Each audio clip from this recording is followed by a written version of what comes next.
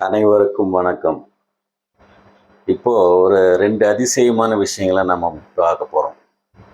ஒன்று வட இந்தியாவுல இமயமலையிலேருந்து தொடங்கி ஓடக்கூடிய கங்கை, யமுனை, சரஸ்வதின்னு நம்ம கேள்விப்பட்டிருப்போம்.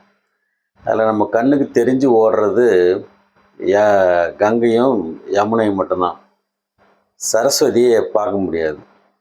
ஏன்னா அந்த சரஸ்வதி ஆறு தோன்றி ஓடக்கூடிய கொஞ்ச தூரத்திலேயே அது பூமிக்கு அடியில் போயிடுது. ஏன் பூமிக்கு அடியில் போச்சு? அதுக்கு ஒரு காரணம் இருக்குது. இந்த வியாசர் மகாபாரதத்தை நான் சொல்கிறேன், நீ எழுதுன்னு விநாயகர்கிட்ட சொன்னாராம். அது இந்த சரஸ்வதி ஆற்றங்கரை ஓரத்தில் தான் உட்காந்து அவங்க சொல்லிக்கிட்டு இருந்தாங்களாம். அப்போது அவர் சொல்ல சொல்ல இவர் சரியாக கேட்காம, மறுபடியும் சொல்லுங்கள், மறுபடியும் சொல்லுங்கன்ற மாதிரி கேட்டுன்னு இருந்தார். ஏன் நான் சொல்கிறது ஏன் கேட்கலையா உனக்கு அப்படின்னாராம். இந்த ஆறு ஒரே சத்தம் போடுது, அதனால் எனக்கு கேட்கலன்னாராம். உடனே அவர் வியாசர் என்ன பண்ணா, ஏய் ஆரே சத்தம் போடாமல் உள்ளே போ அப்படின்னாராம். பூமிக்கு அடியில் போயிடுச்சான். இதுதான் காரணன்றாங்க. அடுத்து இன்னொன்று, நம்ம தென்கோடியில் இருக்கக்கூடிய ராமேஸ்வரத்தில் அந்த ராமேஸ்வரம் கோயில், ராமநாத சுவாமி கோயிலுக்கு எதிர்த்தாப்புல இருக்கிற அந்த அக்னி தீர்த்த கடல் பார்த்திங்கன்னா அலையே இல்லாமல் இருக்கும். எல்லா கடல்லையும் அலை இருக்கும், ஆனால் அந்த இடத்துல மட்டும் அலை இருக்காது. என்ன காரணம்? யார் வேணாலும் போய் இறங்கி நம்ம அழகாக பயம் இல்லாமல் குளிக்கலாம். அப்படி குனிஞ்சு பார்த்தோம்னா தரை பளிச்சுன்னு நல்லா தெரியும். அந்த அளவுக்கு அலை இல்லாமல் இருக்கும். அதுக்கு என்ன காரணம் அப்படின்னு சொல்கிறாங்கன்னா, அதுவும் ராமாயணத்தில் சொல்கிறாங்க.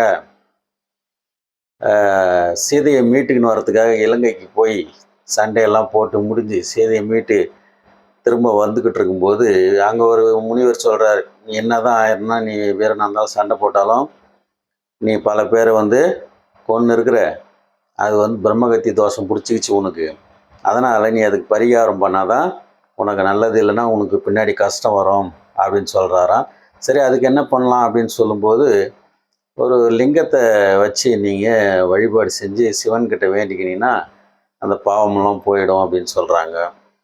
அந்த இடத்துல லிங்கம் இல்லை, என்ன பண்ணுறது, கண்ணு கட்டின தூரம் எல்லாம் கடலாகவே இருக்குது. அப்புறம் தான் அனுமனை கூப்பிட்டு, சரி நீ எங்கேயாச்சும் போய் லிங்கம் இருந்தால் தூக்கினுவா அப்படின்னு சொல்லி அனுப்புகிறாங்க. அனுமன் கிளம்பிட்டான். போன அனுமன் வரவே இல்லை, லேட் ஆகிக்கினே இருக்குது. அதுக்குள்ளே என்ன பண்ணலான்னு போது சீதை என்ன பண்ணுறாங்க, கடற்கரை ஓரம் போய் அவங்க தண்ணியிலெல்லாம் காலை வச்சு விளையாடிக்கிட்டு இருக்கிறாங்க. அப்போ அவர் சீதா சீதான்னு கூப்பிட்றாரு ராமர் தூரந்து. இவங்களுக்கு காது கேட்கல. இங்கே வான்னு சொல்ல, நீங்கள் என்ன சொல்கிறீங்க, எனக்கு காது கேட்கல, இந்த அலை ஒரே சத்தமாக இருக்குது அப்படின்னு சொல்கிறாங்க. அப்படியா அப்படின்னு சொல்லிட்டு அவர் என்ன பண்ணாராம், அவர் கையை காமிச்சாராம். அந்த அலை அடிக்காமல் அங்கே நின்று போயிடுச்சான். அப்புறம் தான் வாம்மா என்ன பண்ணலாம் என்ன சொல்லனா, இப்போ அனுமன் போய் காலதாமதமாகுது, நம்ம ஏதாவது செய்யணுமேன்னு சொல்லும்போது தான் அப்புறம் சீதை தான் சொல்கிறாங்களா, நானே இந்த மணல்லையே ஒரு லிங்கம் செஞ்சு தரேன், அதை வச்சு நீங்கள் பூஜை பண்ணலாம் அப்படின்னு சொல்லி அந்த மணல்லையே லிங்கத்தை செஞ்சு அங்கே அவங்க பூஜை பண்ணுறாங்க. அந்த லிங்கம் தான் கோயிலுக்குள்ளே கருவறையில் இன்னமும் இருக்குதுன்னு சொல்கிறாங்க. அதுக்கு அபிஷேகம்லாம் பண்ணுறதில்ல. இது ஒரு பக்கம் இருக்கட்டும். இப்போ அந்த கடல் ராமர் சொன்னதால தான் அலை அடிக்காமல் நின்றுச்சுன்னு சொல்கிறாங்க இல்லையா? அப்போது அதுதான் உண்மையா, இல்லை வேறு ஏதாவது அறிவியல் உண்மை இருக்குதான்னு இது வரைக்கும் எந்த அறிவியல் அறிஞர்களும் ஆராய்ச்சியும் பண்ண மாதிரி தெரியல. ஆராய்ச்சி பண்ணி இதுதான் அதுக்கு காரணம்னு இது வரைக்கும் கண்டுபிடிக்கல. இது மாதிரி சில அதிசயங்கள் நம்ம நாட்டில் இருக்க தான் செய்யுது. இந்த வீடியோ உங்களுக்கு பிடிச்சிருந்தா லைக் பண்ணுங்கள், ஷேர் பண்ணுங்கள். நன்றி, வணக்கம்.